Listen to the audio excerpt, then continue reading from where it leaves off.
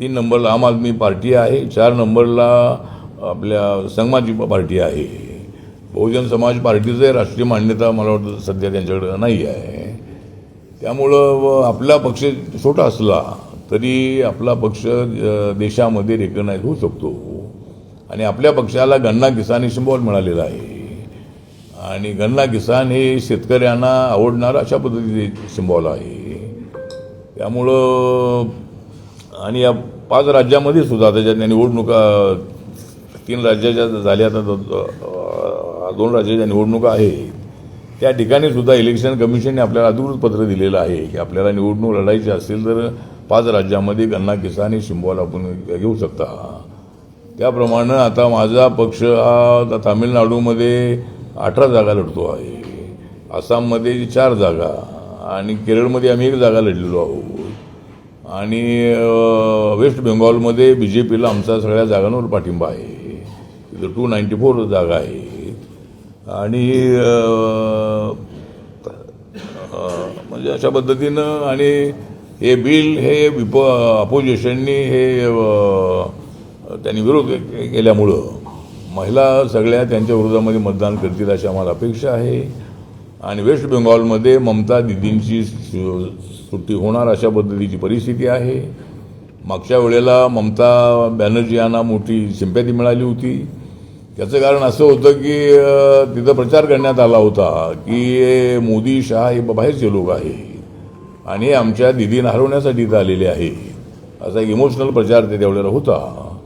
आणि BJPच्या 3 जागा अगोदर होत्या, 16ला BJPच्या 3 जागा होत्या आणि 21मध्ये त्यांच्या 77 जागा निवडून आल्या आणि 95 जागा अशा होत्या ज्या 1000-2-3 हजार मताने हरल्या होत्या. तर आता यावेळेला परिस्थिती अशी आहे की आता या बिलाचा परिणाम होणारच आहे त्यांच्यासाठी. आणि वेस्ट बेंगॉलमध्ये मोठ्या प्रमाणामध्ये लॉ अँड ऑर्डरची परिस्थिती अत्यंत खराब आहे. पॉलिटिकल क्राईम त्या ठिकाणी वाढलेला आहे आणि महिलांवरती त्या ठिकाणी बरेच अत्याचार झालेले आहेत गेल्या 5 वर्षात. त्यामुळं जनतेमध्ये ममता दिदींच्याबद्दल तेवढी सिंपॅथी आता राहिलेली नाही आहे. त्यामुळे वेस्ट बेंगॉलमध्ये BJPचं सरकार येईल अशी आम्हाला अपेक्षा आहे. आणि DMKनी महिलांच्या या बिलाला विरोध केलेला असल्यामुळं तामिळनाडूमध्ये सुद्धा DMK आणि BJPचा जो अलायन्स आहे त्याला त्या ठिकाणी सत्ता मिळेल अशी अपेक्षा आहे. तर अशी परिस्थिती आहे. आणि एक दुसरा महत्त्वाचा जो निर्णय आहे तो एक आमचे रमेश अण्णा मुळे, हे मुळे अण्णा सोशल फाउंडेशन जे आहे ते संभाजीनगरमधलं, तर हे या सगळ्या मराठवाड्यामध्ये, विदर्भामध्ये, महाराष्ट्रामध्ये त्यांचं काम अत्यंत चांगल्या पद्धतीचं आहे. ते गेल्या 20 वर्षापासून त्यांचं काम अत्यंत समाजकार्य चांगलं चाललेलं आहे. त्यांनी कोरोनाच्या काळामध्ये मराठवाड्या, विदर्भामध्ये गोरगरिबांना मदत केलेली आहे. आरोग्य सेवेमध्ये किडनी प्रत्यारोपण आहे किंवा इतर जे काय कॅन्सरसारखे रोग आहेत अशा ही पेशंटना त्यांनी मदत केलेली आहे. वारकरी संप्रदाय आहे, महानुभाव पंथ आहे किंवा अशा सर्व धर्मीयांना त्यांनी अत्यंत चांगल्या पद्धतीने सहकार्य केलेलं आहे. शेतकऱ्यांच्या आत्महत्या असतील किंवा नशा करणारे लोक असतील अशा कुटुंबांना सुद्धा त्यांनी मदत केलेली आहे. आणि त्यांचं जे फाउंडेशन आहे जवळजवळ त्यांनी 30 कोटी रुपये जे आहे ते आतापर्यंत या गोरगरिबांसाठी खर्च केलेले आहे. आणि ते छत्रपती शिवाजी महाराज, शाहू महाराज, महात्मा ज्योतिबा फुले, डॉक्टर बाबासाहेब आंबेडकर यांच्या विचाराशी ते अत्यंत त्यांचा संबंध अत्यंत जवळच आहे. आणि अशा पद्धतीनं अनेक चांगल्या पद्धतीनं ते त्यांचं काम आहे.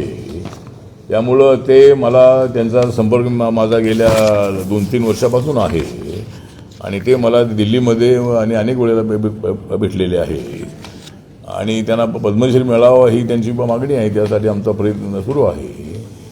पण महत्त्वाचा निर्णय हा आहे की त्यांनी माझ्यासमोर इच्छा व्यक्त केलेली आहे की मला बाबासाहेबांच्या विचाराचा जो रिपब्लिकन पक्ष आहे त्या पक्षामध्ये यायचं आहे. आणि मराठा आणि दलितांची जी एकजूट आहे ही गावागावामध्ये जर झाली तर सामाजिक ऐक्य मोठं निर्माण होणार आहे आणि पॉलिटिकल ही रिपब्लिकन पक्षाला बळ मिळणार आहे. त्यामुळं मी कुठल्याही पक्षामध्ये नाही. पण मराठा आरक्षणासाठी आपले जरांगे पाटील साहेब मनोज जरांगे पाटील जे आहे त्यांच्यासोबत ते राहिलेले आहेत आणि मराठा आरक्षणाच्या आंदोलनामध्ये त्यांचं मोठं योगदान आहे. तर त्यांनी मला सांगितलं की मला रिपब्लिकन पक्षामध्ये यायचं आहे. त्यामुळं आमची जी मराठा आघाडी आहे त्या मराठी आघाडीच्या महाराष्ट्राच्या अध्यक्षपदावर आपण त्यांची नेमणूक करत आहोत आणि त्यांनी महाराष्ट्रातल्या मराठवाडा, विदर्भ आणि इतर ज्या ज्या ठिकाणी त्यांचा संपर्क आहे त्या ठिकाणच्या मराठा समाजाला त्यांनी पक्षामध्ये आणणं अत्यंत आवश्यक आहे. आणि मराठा आरक्षणाची मागणी सर्वात दलित पॅंथरच्या काळामध्ये आपण केलेली होती. मंडल आयोगाच्या शिफारशीनुसार ज्यावेळी ओबीसी आरक्षण मिळालं त्यावेळेला आपण अनेक ठिकाणी मागणी करून आपल्या अनेक पॉम्पलेटमध्येही मराठा आरक्षणाची मागणी आपण केलेली आहे. जे गरीब मराठा आहे, दलित, आदिवासी आणि ओबीसीच्या आरक्षणाला धक्का न लागता त्यांना आरक्षण अशी मागणी आपण अनेक वेळेला केलेली आहे. तर त्यामुळं आता ते त्यांच्यावर आपण महाराष्ट्राच्या अध्यक्षपदाची जबाबदारी त्यांच्यावर सोपवत आहोत आणि त्यांनी महाराष्ट्रभर फिरून मराठा समाजाला RPIमध्ये आणावं, त्यांचा योग्य सन्मान करण्यात येईल. त्यांना पॉलिटिकल जे काय ते द्यायचं असेल त्यासाठी नक्की मी प्रयत्न करेन. अशा पद्धतीनं आपण त्यांचं या ठिकाणी स्वागत. बोला 2 मिनिटात बसूनच बोला. आता 5 मिनिटात संपेल.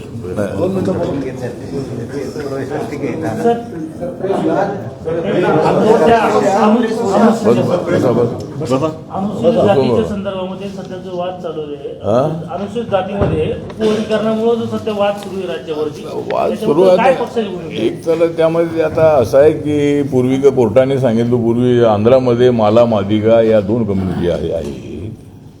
तर ज्यावेळेला मादिगा कम्युनिटी म्हणजे मातंग समाजाप्रमाणे आहे तिथे, तर त्यांच्यासाठी वेगळं आरक्षण देण्याचा निर्णय चंद्रबाबू नायडू सरकारने घेतला होता. तर त्यावेळेला बऱ्याच पद्धतीने चर्चा झाली आणि कोर्टाने सांगितलं की असं काय करता येणार नाही, एका जातीला वेगळं ते देता येणार नाही. शेड्यूल कास्टमध्ये महाराष्ट्रामध्ये 59 जाती आहेत आणि ऑल इंडियामध्ये 1200 जाती आहेत.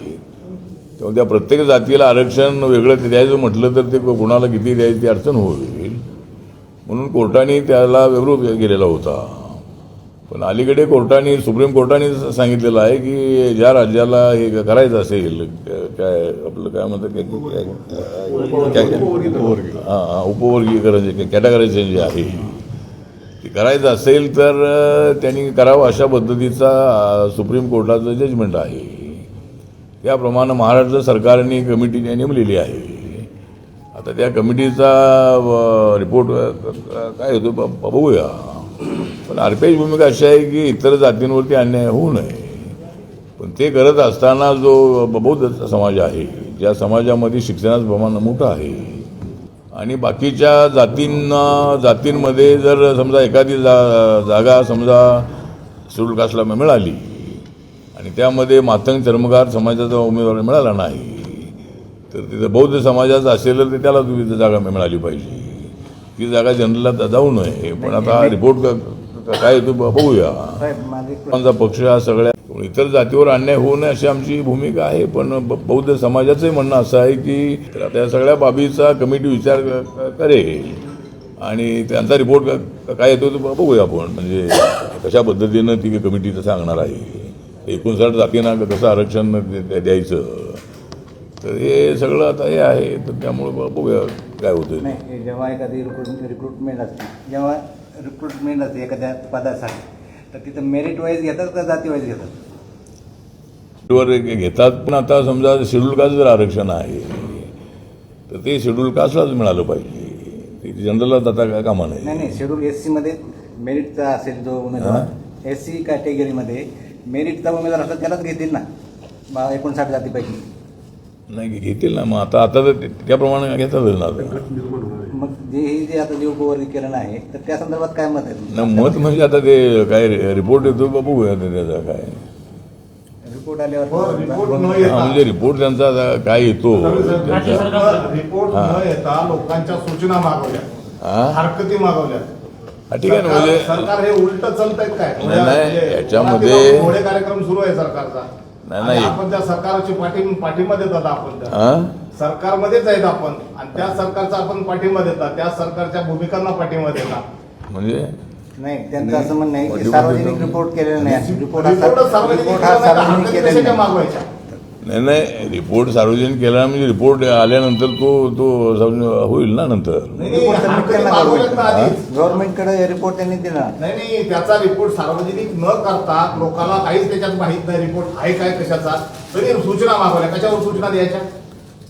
नाही आणि रिपोर्ट आंबेडकर जयंतीच्याच काळात नाही, सूचना नाही, मागवल्या आता त्यांनी. मला ते म्हणजे माहित लोकांनी नाही. जयंती साजरी न करता रिपोर्ट भरत बसावे किंवा सूचना द्याव्या. नाही म्हणजे आता सूचना त्यांनी नंतर कशा मागितल्या माहीत नाही की त्या समितीने रिपोर्ट देण्याच्या अगोदर सूचना मागवायला लागतात की तुमचं म्हणणं काय आहे. प्रत्येक जातीचं म्हणणं काय आहे ते त्याने अगोदर ऐकून घेणं आवश्यक होतं. आता सूचना कशा मागितली मला माहीत नाही. 30 तारखेपर्यंत सूचना मागे. पण रिपोर्ट तरी आता जर सूचना मागितल्या असतील तर त्याचा विचार सरकार करेल. म्हणजे शासन जे आंबेडकरी समाज चळवळीने जेव्हा त्याला विरोध केला त्याने तारीख वाढवली. हा? त्याने आंबेडकरी चळवळीतून जेव्हा विरोध झाला तेव्हा तारीख वाढवली. त्याने आंबेडकर जयंतीमध्ये त्यांनी सूचना मागवल्या होत्या. 15 तारीख शेवट होती कालची. ठीक आहे ना, सूचना आता मागितल्या त्या अगोदर मागायला पाहिजे मुद्दामून होतं. करताय असं वाटत नाही का हे? हा? जाती जातीमध्ये भांडणं लावणं, एससी मध्ये फूट पाडण्यासाठी नाही, जशी नाही, भांडणं लावण्याचा विषय नाही. मोदी जेव्हा पश्चिम बंगालमध्ये हारत होते नाही, त्यामुळे त्यांनी नाही, भांडणं लावण्याचा विषय महिला नाही. आरक्षणाचा मुद्दा समोर केला. त्यांना माहित होतं की आपलं 2/3 मतदानच नाहीये. नाही ना, भांडणं लावण्याचा विषय नाही. याच्यामध्ये काय सगळ्यांची भांडणं मागणी लावण्याचा विषय आहे ना, आता आहे ना आमचा तो भाषण करतो. एससी एसटीच्या जागाच भरायच्या नाही. एससी एसटीच्या आतापर्यंत किती जागा भरल्या शासनानं ते दाखव. त्याचा रिपोर्ट हे करा. एक प्रश्न विचारा ना, आता एवढं बोलत बसतो. नाही म्हणजे तिथं तू जे सांगतो हे जर ज्या पद्धतीनं शेड्यूल कास्टच्या लोकांना अनेक वेळेला त्या ठिकाणी कॅन्डिडेट मिळाला नाही म्हणून जनरलला जागा गेलेल्या आहेत. एवढ्याला शेड्यूल कास्टची मागणी केलेली आहे की आमच्या जागा आम्हाला मिळाल्या पाहिजे. ते न त्यामुळं करता- प्रत्येक जातीमध्ये सगळ्यांचं म्हणणं असं आहे बाबा आम्हाला त्याचा फायदा झाला पाहिजे असं अनेक जातीचं म्हणणं आहे. म्हणजे इतर जर बाबासाहेबांची मुवमेंट चालवायची असेल आपल्याला तर सगळ्या जातीचा विचार करणं आवश्यक आहे. भांडणं लावण्याचा विषय नाही आहे इथं. सगळ्या जातीचं म्हणणं आहे की आम्हाला त्या जागेचा फायदा झाला पाहिजे. मातंग समाजाचं म्हणणं आहे की आम्हाला जागा मिळाव्यात पण त्यासाठी मातंग समाजाने शिक्षणाच्या प्रमाणामध्ये वाढ करणं आवश्यक आहे. त्यांना कसं शिक्षण दिलं जाईल, त्यांच्यामध्ये कसे मेरिटमध्ये लोक येतील यासाठी शासनाचाही प्रयत्न होणं आवश्यक आहे आणि समाजाचाही प्रयत्न होणं आवश्यक आहे. त्यामुळे सगळ्या जातींना काही मिळू नये असं आमचं बौद्ध समाजाचं म्हणणं नाही आहे. पण त्या 59 जातींना देणार कसं बघूया आता काय होतं. काल पंतप्रधान मोदी यांचं भाषण झालं. त्या भाषणामध्ये अनेक वेळा असा त्यांनी काँग्रेसचा उल्लेख केला. याच्यावर संजय राऊत असं म्हटले की मोदींच्या नसानसामध्ये काँग्रेस आहे म्हणून. नाही, मोदींच्या नसानसामध्ये काँग्रेस आहे पण संजय राऊत यांच्या मतामध्ये काँग्रेस आहे. त्यामुळं काँग्रेस जी आहे ती आता काँग्रेस पक्ष जो आहे त्या पद्धतीनं त्यांनी त्यांची भूमिका ती मांडत असतात. काँग्रेसवाले यांच्यावर आरोप करतात ते त्यांच्याबद्दल आपली भूमिका मांडतात. त्यामुळं काँग्रेसने एवढ्या मोठ्या प्रमाणामध्ये घात केलेला आहे. त्यामुळे त्यांनी आपली भूमिका मांडलेली आहे. चला हां हिंदी नाही हिंदी अभी ज़्यादा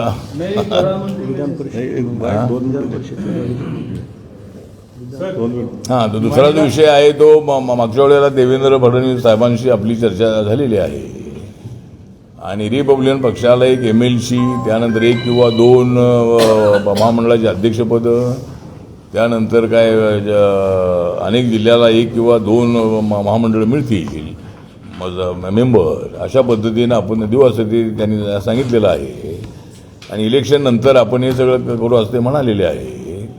त्याप्रमाणे आता जेवढ्याला आता MLC जागा येतील त्याच्यामध्ये RPL 1 जागा मिळावी अशी आमची मागणी आहे आणि लवकरात लवकर महामंडळ करावेत. आता सरकार येऊन आता ऑक्टोबर नंतर 1-1.5 वर्ष होत आलेलं आहे. राहिलेल्या 3.5 वर्षामध्ये तरी कार्यकर्त्यांनी त्यांच्या आमच्या सगळ्या त्यांना संधी मिळाली पाहिजे आणि गेली मी अनेक 30-35 वर्ष बघतो काँग्रेसची सरकार होती त्यावेळेला असंच होतं की मंत्री झाले की ते बाकीच्यांना म्हणजे काँग्रेस राष्ट्रवादीचे सरकार असताना अनेक वेळेला कमिट्या तर झाल्याच नाही. हे मंडळ कोणाला द्यायचं, ते मंडळ कोणाला द्यायचं, कार्यकर्त्यांना संधी मिळाली पाहिजे आणि आपल्या रिपब्लिकन पक्षाला संधी मिळाली पाहिजे. आणि RPIला महाराष्ट्रामध्ये मात्र जागा ते दिल्या जात नाहीत अनेक वेळेला. महापालिकेमध्ये तर आमच्यावर अन्याय तर झालाही, कारण BJPकडे एवढी लोकांची गर्दी झालेली आहे, त्याच्यातून त्यांना बाहेर पडणं अत्यंत अडचणीचं झालेलं आहे. आणि त्यामुळं रिपब्लिकन पक्षाला एखादी जागासुद्धा देण्यापर्यंत काय BJP आली नाही. पण आम्हाला पक्षाला आम्हाला काहीतरी जागा मिळणार, म्हणजे आता काही विषय नाही, तो 5 वर्षांतर इलेक्शन आहेत आता. पण रिपब्लिकन पक्षाला विधानसभेच्या लोकसभेच्या जागा मिळाल्या पाहिजेत. महाराष्ट्रामध्ये जर आम्हाला 2 जागा आमच्या लोकसभेला निवडून आल्या तर महाराष्ट्रामध्ये आपला पक्ष रिकग्नाइज होईल. ज्या महाराष्ट्रामुळं मी NDAमध्ये आहे त्या महाराष्ट्रामध्ये मात्र आमच्यावर अन्याय होतो आहे, आम्हाला जागा दिल्या जात नाही आहे. पण इतर राज्यामध्ये, बिहारमध्ये, UPमध्ये जे मित्रपक्ष आहे त्या सगळ्या मित्रपक्षांना जागा दिल्या जातात. इथं मित्रपक्षांना एकनाथ शिंदे साहेबांना आणि त्यांना जागा देतात, पण आम्हाला जागा देत नाही आहेत. त्यामुळं आम्हाला जागा काही आमच्या ताकदीप्रमाणे आम्हाला जागा द्या, फार जागा मी मागत नाही. पण ज्या महाराष्ट्रातून मी दिल्लीमध्ये 3 वेळेला मी राज्यसभेवर आहे, तर त्या महाराष्ट्रामध्ये तर आमचा पक्ष रेकग्नाइज झाला पाहिजे. आता 12-13 आमदार निवडून आल्याशिवाय पक्ष रेकग्नाइज होत नाही, तेवढे आमदार काही तिथे निवडून येणार नाही. पण महाराष्ट्रामध्ये पक्ष आपला रेकग्नाइज झाला पाहिजे. आणि आता सध्या आपल्या पक्षामध्ये माझा सगळ्यांना आव्हान आहे की रिपब्लिकन पक्षाचं संपूर्ण ऐक्य जे आहे ते होईल की नाही तर सांगता येत नाही आहे. कारण माननीय बाळासाहेब आंबेडकर जोपर्यंत निर्णय घेत नाही ते शक्य नाही आहे. पण जर ते शक्य नसेल तर बाकीच्या छोट्या मोठ्या गटांनी आपल्या RPIमध्ये यावं. आपला पक्ष नॅशनल रेकग्नाइज होण्याच्या दिशेने पुढे चाललेला आहे. त्यामुळं मध्यंतरी आपल्या जोगेंद्र कवाडे सरांच्या सोबत अनेक वर्ष राहिलेले मिलिंद सुर्वे यांचा एक गट होता, महाराष्ट्र पीपल्स रिपब्लिकन पार्टी. तर त्यांनी आपली पार्टी बरखास्त केलेली आहे आणि तो आपल्या पक्षामध्ये सगळ्या गटासह आलेला आहे. त्यानंतर अनेक जे छोटे मोठे गट आहे त्यांनी आपल्या पक्षात यावं अशा पद्धतीची आपली सूचना आहे. चला, 6 मध्ये MLC आहे का? 6 MLC आहे. आता नवीन 6 MLC घोषित सरकारच्या, त्याच्यामध्ये एक आहे का आपल्याला काय MLC? मेमध्ये MLC आहे, त्याच्यामध्ये निवडणार आहे. नाही, आपली मागणी तर आहे. आता ते देवेंद्रजींना भेटणार आहे, त्यामुळे त्यांनी एक MLC देण्याचं मान्य केलेलं आहे. ABP माझा, उघडा डोळे बघा नीट.